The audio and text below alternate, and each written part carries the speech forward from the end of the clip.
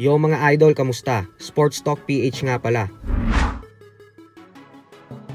Ang laban ng ating pambato, pag-usapan natin yan mga idol. Ngunit bago ang lahat ay huwag kakalimutang mag-subscribe at i-click ang notification bell button for more sports talk. So muli nga pong nagpakitang gilas ang pamangkin ng Pinoy boxing legend Brian Viloria na si Justin Viloria. Ito po ay dahil nakuha niya na naman ang tagumpay sa naging laban niya sa Las Vegas, Nevada kontra kay Joshapat Ortiz.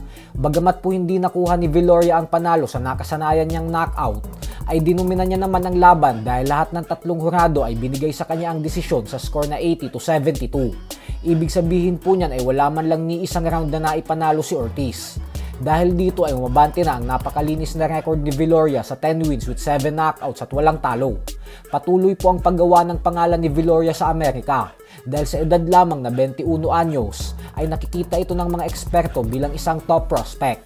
Kaya maging si Turki Alasik ay aminadong isa umano si Viloria sa mga paborito niyang bagitong fighter ngayon.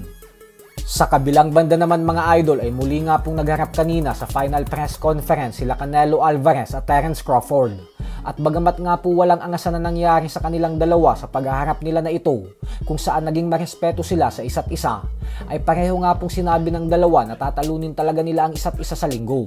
Bukod dyan ay madaming fans din ang nakapansin na tila iba ang hulma ng pangangatawan ngayon ni Canelo, kung saan makikita natin na medyo manipis ang katawan niya ngayon, ibang-iba sa mga nakalipas niyang laban. Suspetsya ng mga fans na marahil ito umano ang nakikitang paraan ni Canelo upang masabayan ang bilis at liksi ni Crawford. Lalo pat alam naman nating lahat na hindi susubukan ni Crawford na i-knockout si Canelo. At bagko sa puntusan niya ito planong banatan hanggang sa tuluyan niyang makuha ang panalo via decision. Kaya naman kung magiging magaan si Canelo at mabilis, ay mas mapapadali ang trabaho niya na hulihin ng mga counterpunch ang bawat suntok na ibabato sa kanya ni Crawford.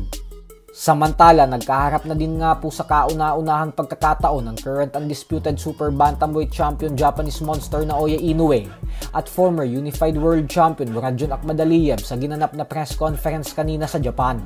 Katulad sa Canelo vs Crawford ay wala din pong naging angasan sa naging paghaharap ni Inoue at Akhmadaliev at bagkus nagkamayan pa ang dalawa.